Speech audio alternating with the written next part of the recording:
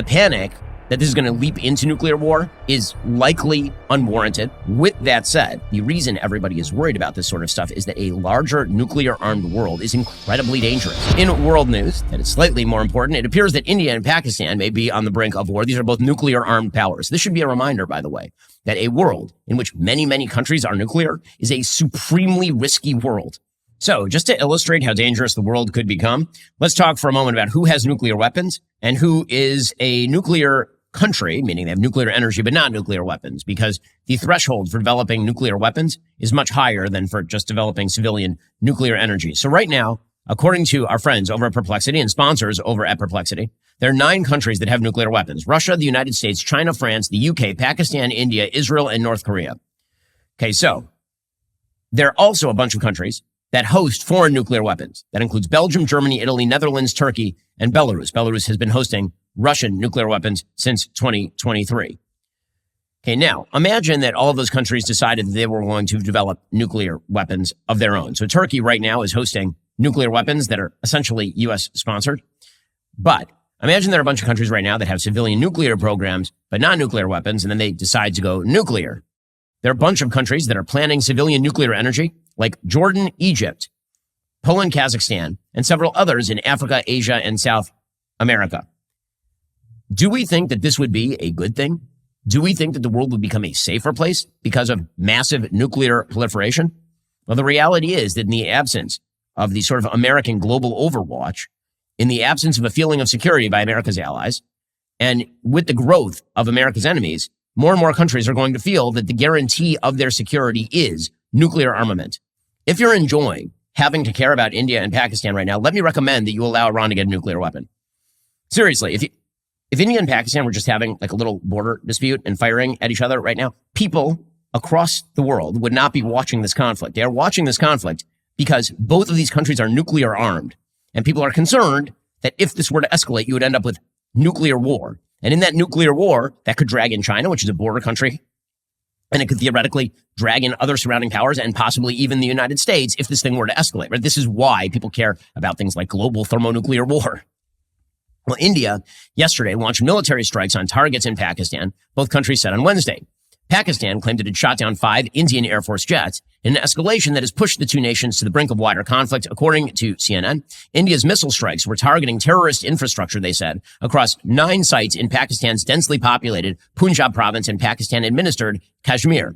That came in response to a massive terror assault by terrorists in Indian-administered Kashmir by Pakistani terrorists. Pakistan, of course, does operate in cahoots with terrorist groups.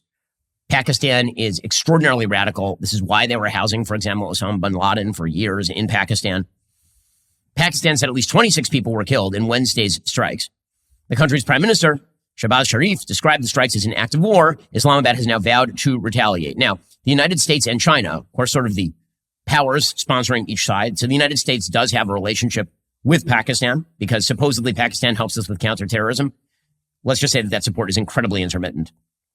And the United States also supports India, which is a democratic ally of the United States and is an incredibly important country geopolitically, very fast increasing economy, very fast increasing population, a border country, again, with China. If you wish to build a sort of geopolitical wall against Chinese interventionism, then India is a key part of that.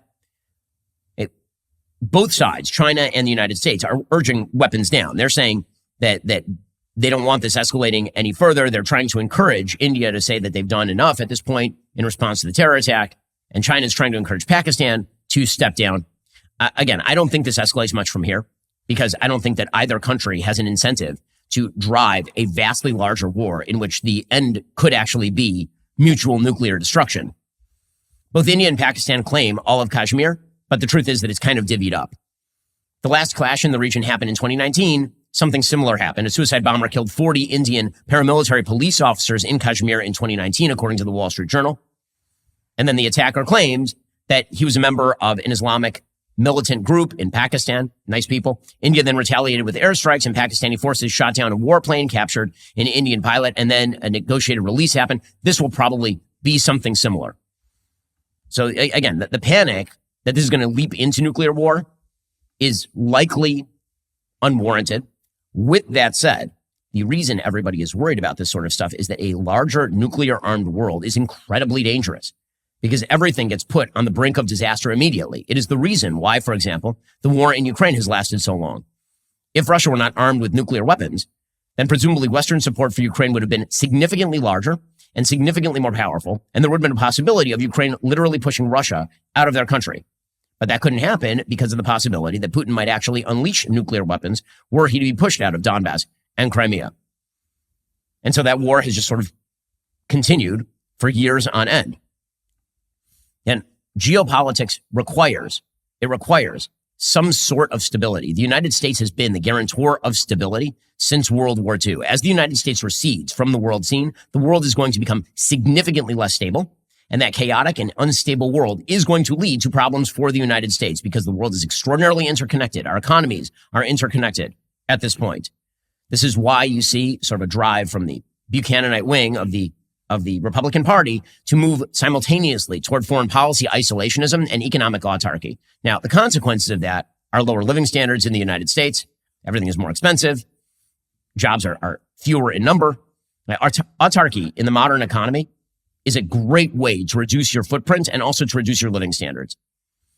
But as the world becomes more multipolar, as the United States withdraws from its hegemony since World War II, and particularly since the end of the Cold War, the globe is going to get more unstable, not less. Speaking of which, yesterday, President Trump declared that there was a truce with the Houthis.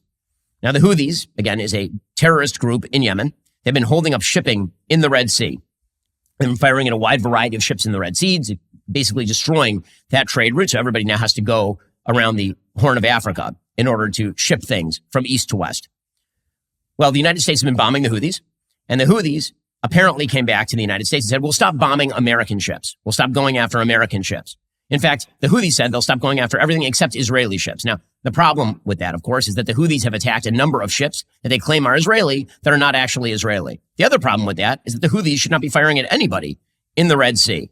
Because if the idea is they get to pick off boats one by one and there's no collective response, well, they're going to start picking off more and more boats from more and more enemies. But President Trump, and again, there's a broader geopolitical context to this. What this really appears to be is a setup for a bad nuclear deal cut by the Trump administration. Now, President Trump has been saying that the Obama-Iran deal is the worst deal in history. He's been saying that since 2015. And President Trump has also said steadfastly and repeatedly that Iran cannot be allowed nuclearization. They have to be completely denuclearized. Let's be clear what is happening with the Houthis.